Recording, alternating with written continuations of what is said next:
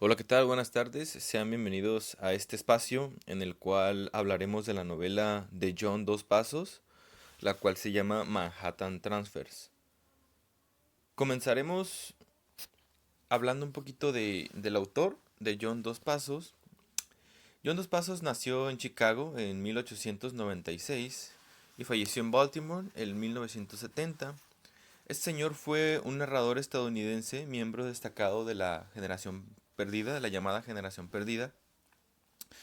Un pequeño grupo de autores en los que suelen incluirse a otros poetas como Ezra Pound y el novelista como Ernest Hemingway, Fitzgerald, y pues John Dos Pasos formó parte de este grupo. Lo que hizo John Dos Pasos es tener una visión panorámica y objetiva de la ciudad de Nueva York, y encabezó una importante corriente urbana de la novela contemporánea. Podría decirse que Manhattan Transfer es la obra más importante de John Dos Pasos. Esta obra fue escrita en 1925 con una técnica novedosa que aún en el pleno siglo XXI, o sea, en la actualidad, todavía sigue sorprendiendo al lector, convirtiéndose en una obra trascendental y sobre todo contemporánea por los cambios de enfoque y la brevedad de las escenas. Este relato es producto de la libertad creativa de Dos Pasos. O sea, a él le permitió escribir con agilidad un tema y otro de un personaje siguiendo y consiguiendo de esa manera que la ciudad de Nueva York se mantenga siempre en primer plano. Nada ni nadie consigue hacerle sombra o robarle el protagonismo. O sea, esta novela tiene variados relatos con diferentes personajes, pero siempre está centrada en la ciudad de Nueva York, en esta zona urbana. Retrata muy bien a modo cinematográfico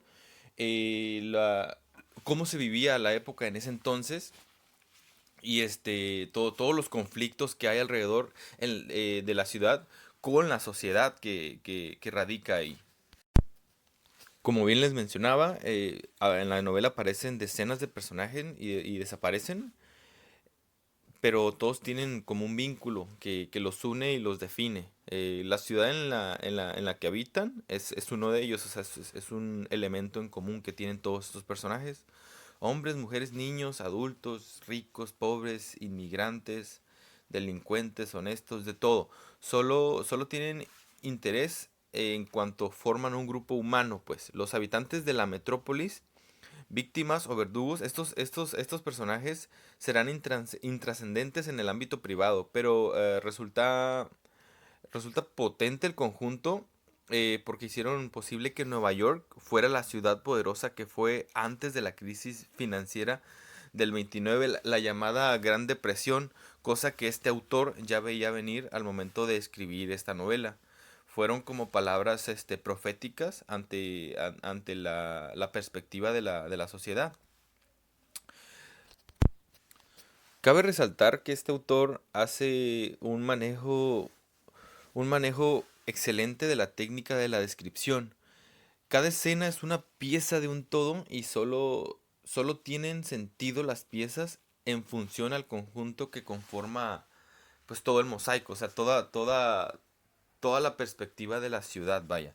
La recreación de la historia de la ciudad, su atmósfera, el ambiente, sus calles, las comidas, lo que consumían, los trabajos que hacían, todo lo que sucedía en las calles con las clases sociales, la cultura, todo queda reflejado en breves escenas que suceden a un ritmo pues muy rápido. Al autor no se le escapa nada, o sea, políticos, sindicatos, ley seca, mafia, moríos, suicidios y al mismo tiempo, o sea, olores, o sea, tú puedes percibir el ambiente de esta ciudad conforme te lo describe el autor. O sea, colores, sonidos, olores, de todo. O sea, este mundo se sostiene como una atractiva promesa. O sea, y luego se derrumba como un fiasco todo. O sea,